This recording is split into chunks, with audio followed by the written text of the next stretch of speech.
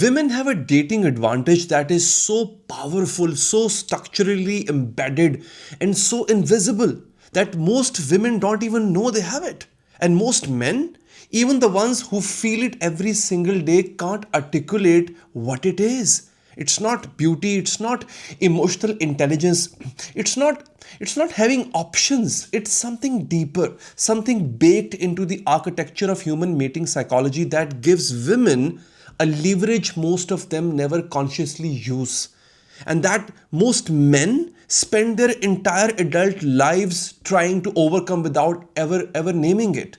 So here's why nobody talks about it, because naming it makes both sides uncomfortable. Women don't want to hear that they have a structural power in dating, because it contradicts the narrative of female vulnerability that culture has reinforced for decades. And men, they don't want to admit that the playing field was never level, because that admission feels like weakness. So both sides pretend the system is equal. It's not. It has never been equal.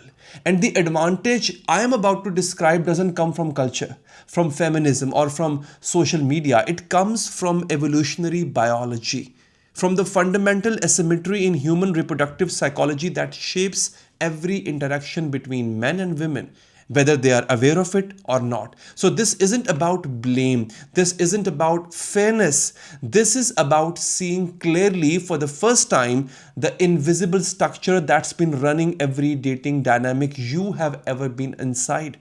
And once you see it, you will never unsee it. Here's the advantage in one sentence: women are the selectors, men are the selected. That asymmetry, who chooses and who auditions, is the single most powerful dynamic in human dating. And it operates at every level. He approaches, she decides whether to engage. He pursues, she decides whether to reciprocate. He commits, she decides whether to accept. He proposes, she decides whether to say yes. At every stage of the courtship sequence, she holds the deciding vote. He holds the campaign. This doesn't mean women have it easy, by the way. It doesn't mean that women don't suffer in dating. It means the structural position they occupy, the position of a selector, gives them a form of leverage that operates before a single word is spoken. The leverage of choice, the leverage of refusal. Again, please mind it, I'm not talking about the arranged marriages, I'm talking about the modern dating culture. So there is a leverage of choice, the leverage of refusal, the leverage of being the person who is pursued rather than the person who pursues. And that leverage, when understood and used consciously, is the most powerful tool in any dating market. A man 31, let me give you a case study. 31, above average in every measurable category, good career, physically fit, socially competent, emotionally available. He described his dating life with the frustration that carried years of accumulation. He said that I match with maybe 1 in 50 women on apps. Of those, maybe 1 in 10 responds. Of those, maybe 1 in 5 agrees to a date. And of those, maybe 1 in 3 shows up. I'm running a campaign to get a meeting while she's deciding which meetings are worth her time. Then he said something sharp, that I don't resent women for having options. I resent the pretense that we are operating in the same system. We are not. She is the buyer, I'm the product, and no matter how good the product is, the buyer always has more power than the shelf. He wasn't bitter. He was accurate in much sense. The metaphor was crude, but the mathematics were real. In heterosexual dating across apps, social settings, and organic encounters, men initiate approximately 80% of first interactions. Women accept approximately 20% of those initiations. That ratio 80-20 isn't a cultural accident. It's a biological echo of the fundamental selector-selected asymmetry that has defined human mating for hundreds of thousands of years. So where does this advantage actually come from, and why is it so deeply embedded that culture can't override it? The root is what evolutionary psychologists call parental investment theory. Originally proposed by Robert Trivers in 1972, the theory is straightforward. In any species, the sex that invests more in offspring becomes the selective sex. The sex that invests less becomes the competitive sex. In humans, women carry the pregnancy. They bear the physical risk of childbirth and historically provided the majority of early infant care. The investment is enormous, biologically non-negotiable and irreducible. So because of that investment asymmetry, women evolved to be selective. Their reproductive cost is high, so their filtering must be precise. They can't afford to mate indiscriminately because the consequences of a poor choice are biologically catastrophic. Men whose minimum biological investment is dramatically lower evolved to be competitive. Their strategy is access. Her strategy is assessment. This isn't ideology, it's biology. And it plays out in modern dating with striking consistency. See, even in environments where the biological consequences have been neutralized by contraception, the psychological architecture remains. Women still assess, men still campaign, she still filters, he still auditions. The technology changed, the wiring didn't. So, this creates what economists call an asymmetric marketplace. In any market where one side has more demand than the other has supply, the supply side holds pricing power. In heterosexual dating, female attention is the scarce resource, male attention is the abundant one. And the scarce resource always controls the market, not through effort, through positioning. This is the advantage. No beauty, no manipulation, no game playing. Structural positioning. The position of being the one who chooses in a system where the other side is the one who competes. That position by itself creates leverage that no amount of male effort can fully neutralize. It can be matched, it can be mitigated, but it cannot be eliminated because it's not cultural, it's architectural. So, 5 dimensions of this advantage that most people never consciously see. Dimension number 1, attention asymmetry. A woman of average attractiveness in any social setting or dating app will receive more unsolicited attention in 1 week than most men receive in a year. This isn't an exaggeration, it's data. Hinge internal research shows that up to top 50% of women receive 90% of all male engagement on the platform. This means a median woman has more options passively without initiating anything than a median man has actively, even when he is initiating aggressively. She curates from abundance, he hustles from scarcity. Same platform, completely different experience. Dimension number 2, rejection tolerance asymmetry. See, because men initiate at far higher rates, they absorb rejection at far higher rates. The average man on dating apps sends dozens of messages that receive no response. He has been conditioned through sheer repetition to treat rejection as background noise. Women experience rejection too, but the structural frequency is dramatically lower. This asymmetry means she can afford to be selective because the cost of saying no is almost zero. His cost of being told no repeatedly, daily, across years accumulates into a psychological tax that shapes his entire approach of dating. He becomes either desensitized or defeated. She remains positioned. Dimension number 3, social proof asymmetry.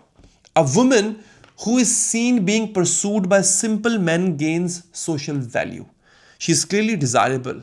A man who is seen pursuing multiple women loses social value. He is clearly desperate.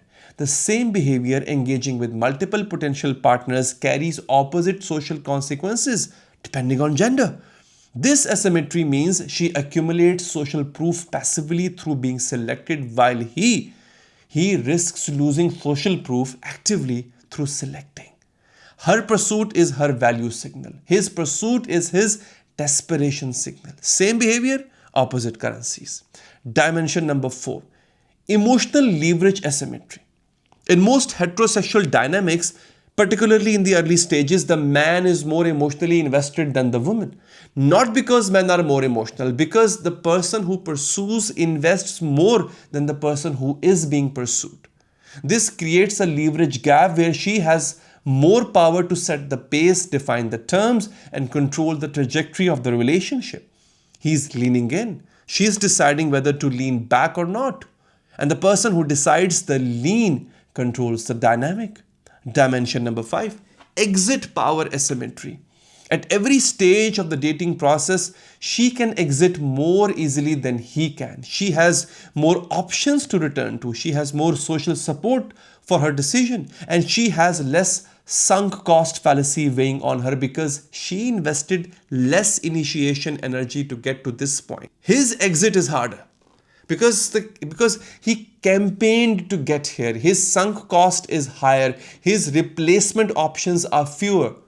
And his social support for leaving is weaker because male emotional vulnerability around dating is still culturally stigmatized. This exit asymmetry means she negotiates from a position of optionality. He negotiates from a position of scarcity. And optionality always wins at the negotiation table. So here's the truth that both sides need to hear. To women, you have this advantage. You have always had it. And the question isn't whether it exists, it's whether you use it consciously or waste it unconsciously. Most women waste it. They spend it on men who campaign hard but have nothing behind the campaign. They give access too quickly before assessment is complete because the attention feels like connection. It's not connection, it's a pursuit. And pursuit without substance is just a man performing for access. Your advantage isn't in receiving pursuit, it's in filtering it. And most women filter terribly, not because they lack intelligence, but because they were never taught that their position of power comes with a responsibility to use it well. To men, this advantage is real, it's structural, and pretending it doesn't exist won't help you. What helps you is understanding that you are operating in a market where the demand for her attention exceeds the supply of it. And in that market, your only differentiator isn't effort, it's value. Not performed value, real value. A life that's full, an identity that's formed, a presence that doesn't need her validation to feel complete. The men who succeed in this asymmetric system aren't the ones who campaign the hardest. They are the ones who become genuinely worth selecting. And that's a project that has nothing to do with her and everything you do with yourself. So if you are a woman hearing this, the actionable shift is simple. Slow down. Your advantage is time. Use it. Don't collapse the assessment phase because someone's pursuit feels flattering. Flattery is cheap. Character is expensive, and character only reveals itself under pressure over time through consistency. Your selector position gives you the most valuable tool in dating, the ability to watch, wait, and choose from a position of strength. So stop surrendering that position by committing before the information is in. And if you are the man hearing this, stop trying to neutralize her advantage through volume. More messages, more dates, more effort. That's campaigning harder in a system where campaigns don't win elections. Candidates do. Become a better candidate. Build a life that's compelling before she enters it. Develop depth that survives scrutiny. Become the man who doesn't need to pursue because what he has built attracts without chasing. That's not passivity, that's gravity. And gravity doesn't campaign, it pulls. The dating market has never been equal. It was never designed to be. And pretending it is from either side keeps both men and women making the same mistakes in a system they refuse to see clearly. Women, please, your advantage isn't a weapon, it's your responsibility. Use it to select wisely, not just widely. And the men who campaign the loudest are rarely the men who love the deepest. And men, please listen. Your disadvantage isn't a sentence, it's a signal. A signal to stop competing for attention and start building something worth attending to.